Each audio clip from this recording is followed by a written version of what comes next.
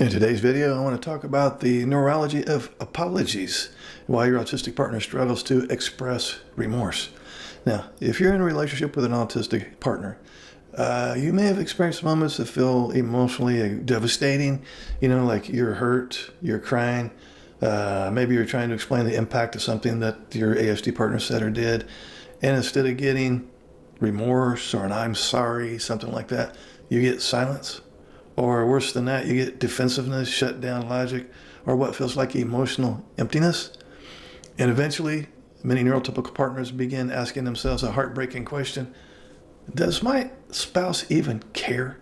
So in this video, I want to challenge that question completely, because in many neurodiverse relationships, believe it or not, the absence of an apology is not the absence of remorse. I know that sounds counterintuitive.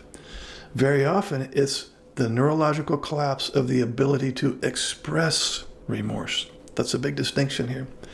And understanding that difference can completely change the trajectory of your marriage. Now, if you're new here, this channel is about helping couples understand the hidden neurological dynamics inside neurodiverse relationships, especially the painful misunderstandings that happen when neurological differences get mistaken as character flaws. So here we're talking about one of the most emotionally explosive misunderstandings of all: why your autistic partner often struggles to apologize even when he genuinely feels terrible. Not because he's cold, not because he's a narcissist, not because he lacks empathy, but because the neurology of stress, alexithymia, and executive dysfunction can trap remorse behind a wall the autistic brain literally can't navigate under pressure. And if you stay with me until the end here, I'm going to give you a practical de-escalation framework that can stop some of the most destructive apology fights from spiraling into emotional catastrophe. Let's talk about the neurotypical interpretation. Let's talk about you, the NT wife, and your experience. For many neurotypical spouses, apologies aren't just words. They are attachment signals. An apology communicates, I see your pain. You matter to me. I understand the impact. Our connection matters more than my ego. So when an apology is missing, the neurotypical nervous system often interprets that absence as danger. No apology can feel like no empathy, no accountability, no love, no emotional safety. And over time, the neurotypical partner may begin building the narrative. They don't care. They're emotionally unavailable. They never take responsibility. But here's where the tragedy begins, because the autistic partner is often experiencing something completely different internally. Now let's talk about the hidden reality of alexithymia. Many autistic adults experience something called alexithymia, or emotions blindness. Now, that's not a lack of emotions. It's difficulty identifying emotions, organizing emotions, interpreting them, and translating emotions into language. So imagine feeling emotional pain intensely, but your brain can't rapidly label it. So you feel flooded, but you can't sort the flood into coherent emotional categories quickly enough to communicate. Now, add conflict to the equation, add criticism to the equation. Now add the realization, I hurt the very person I love. The autistic nervous system often enters extreme overload at that point, not because they don't care, but because they care so intensely, believe it or not, that the entire cognitive system destabilizes. Now let's talk about the physiology of perceived failure. This is the part almost nobody talks about. For many autistic people, perceived failure creates a massive neurological stress response, especially relational failure. The moment they realize, I disappointed my partner again, or I did something wrong again, or I failed emotionally again, the brain may enter a threat state response. And under threat, the brain reallocates resources away from higher order communication. The nervous system shifts toward survival. Processing speed drops. Language retrieval drops. Emotional organization collapses. Working memory weakens. Speech formulation becomes harder. And this is where executive dysfunction enters the picture. Executive dysfunction affects the brain's ability to sequence thoughts, retrieve words, organize responses, shift perspectives, and produce emotionally coherent language under stress. So while the neurotypical spouse is waiting for, oh, I'm sorry and I understand your pain, the autistic partner's internal system may look more like too much, brain overload, I failed, can't think, need escape, need to shut down, words unavailable. This is why many autistic partners suddenly go silent during emotionally intense moments.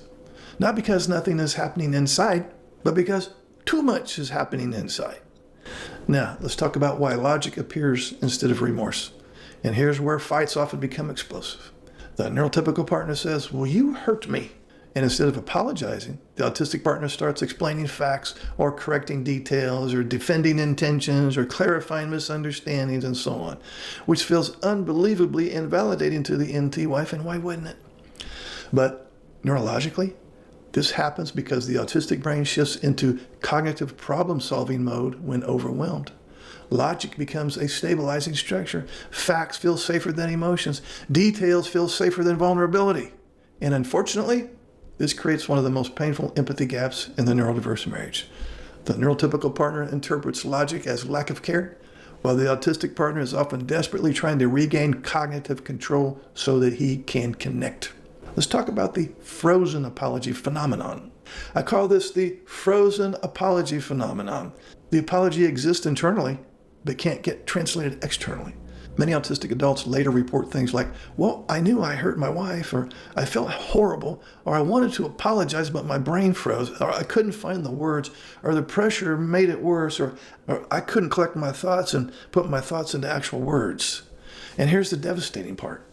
The more intensely the neurotypical spouse demands emotional expression in that moment, the more overloaded the autistic nervous system becomes, which further reduces access to language and emotional processing, which means you get no, I'm sorry. So both people panic. The neurotypical spouse escalates because she feels emotionally abandoned. The autistic husband shuts down because he feels neurologically cornered, and both partners leave feeling unseen. Now, let's talk about how this is not permission for harm. I need to say something very clearly here. Neurology explains behavior. It does not excuse cruelty.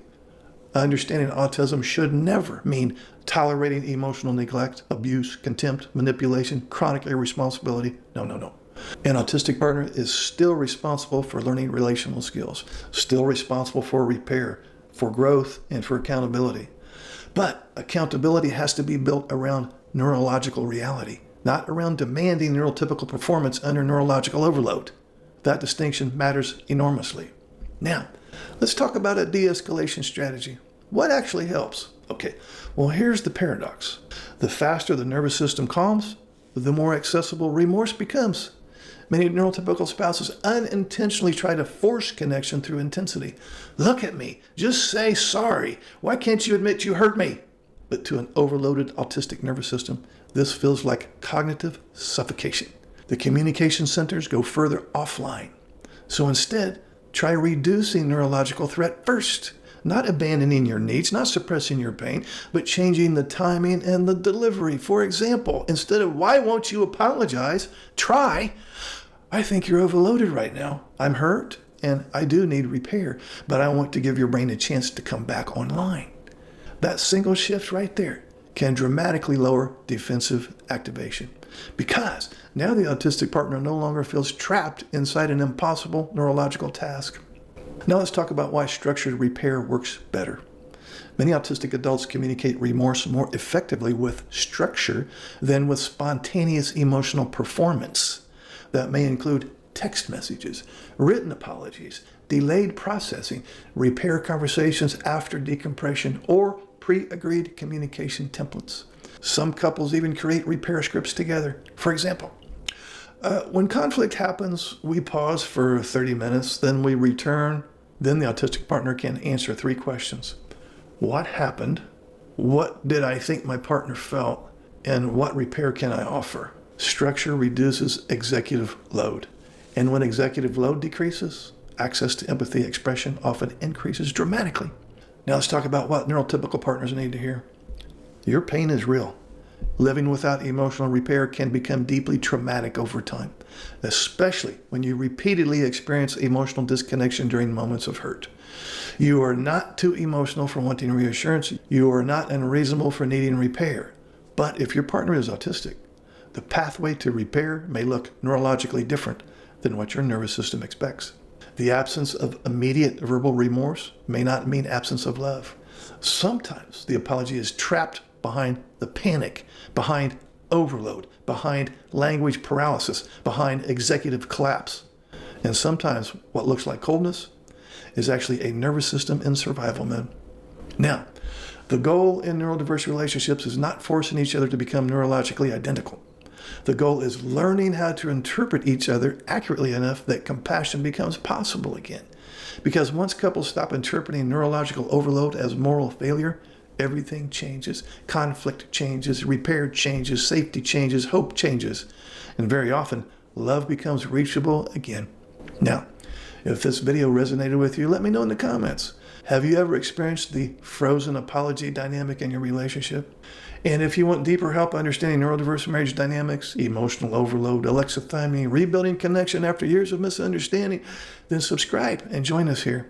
You're not alone in this.